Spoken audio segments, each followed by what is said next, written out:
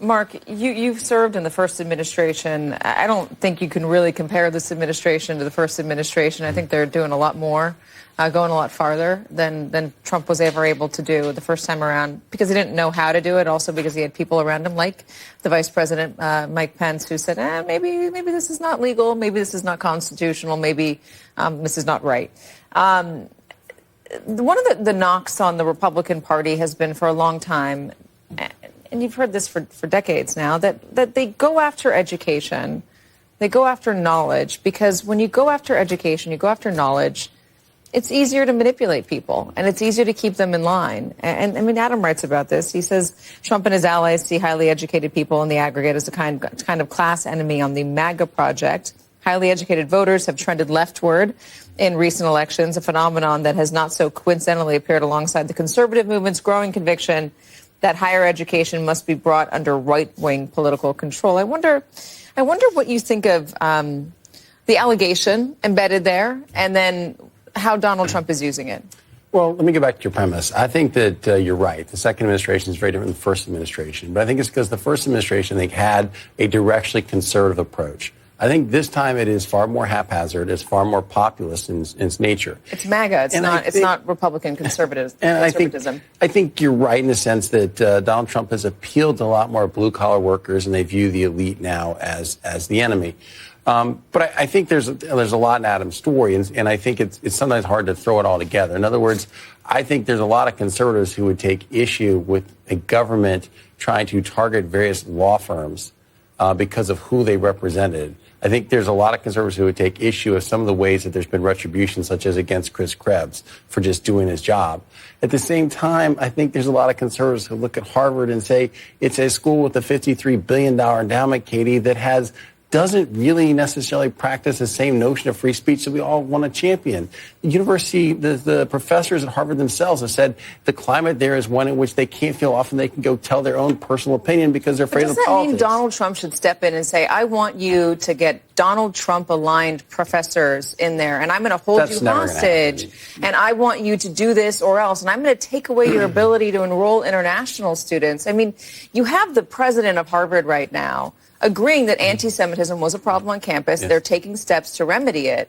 But why does the federal government need to step in and say, here's how we believe you should do it? If this was the Biden administration, if it was Obama, if it was anybody else, there would be howling. You cannot put your people in there. You cannot put your fingers on the levers of education in this way. It smells bad. It is bad. Katy, I think that he's going to lose a lot of these battles legally, but I think that politically, politically, I think that they view this as beneficial to them, because what you're seeing is a lot of Democrats wanting to protect the elite institutions of higher education, which they know for the average American, they look at this and say, why are my tax dollars going to school with $53 billion endowment that has punished Jewish students and not protected them? And I think that is something that resonates. But this has also, by the way, made the campus more unified than ever before. This is what Harvard is reporting, and it's what's being said on campus. I suspect Harvard will raise more money off of this than they ever would have gotten from the federal dollars. I don't know about that. But it's not just education. It's information. It's research. It's what's happening at HHS. It's what's happening at the FDA. Last hour, I had a little boy on who almost died from an E. coli outbreak. Mm-hmm. And the Trump administration, I mean, it happened during Biden, but the Trump administration were the ones that decided not to publicize who the grower is.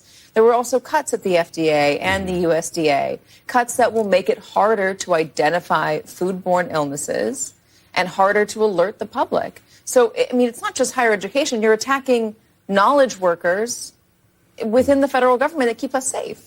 Well, yes. I mean, look, I think that there's been plenty of instances where some of the scientific community has been wrong in some areas in Health and Human Services. Does that justify saying, we're just going to slash and burn at these agencies willy-nilly? I'm just trying to explain. I think there's been plenty of instances where they have been wrong. I do think that there also is a reality that I think many conservatives will applaud actual cuts to government when you're $36 trillion in debt. But as you talk about the difference between the first administration... We're going to talk about the Republican budget bill, which, by the way, doesn't help reduce the debt. I'm happy to talk about it, too. You talked about the first administration, the second administration. Though, again, the person leading Health and Human Services is a left-wing Democrat, and it's a very different administration than we had the first time. He's now very much Donald Trump aligned. In the campaign last cycle, the Trump campaign itself labeled RFK as call him a left-wing Democrat, but the way that he's going after vaccines and the way that he's going after science, I don't think it's a left-wing Democratic. He's going after food companies. He's going after a lot of things. He's going after food dye. You're right about that. Yeah. But he's also saying that vaccines are bad and pulling back the ability to get vaccines if you're a pregnant lady. I'm not just I'm simply saying I don't think this is from a conservative right versus left. This is just weird. It's a Donald Trump thing. We're going to talk about all this. You're sticking around, Marc. Thank you for that. Adam, thank you for your reporting. It is it's a hard read, but it's a read that's very much worth it in this moment. Thank you so much.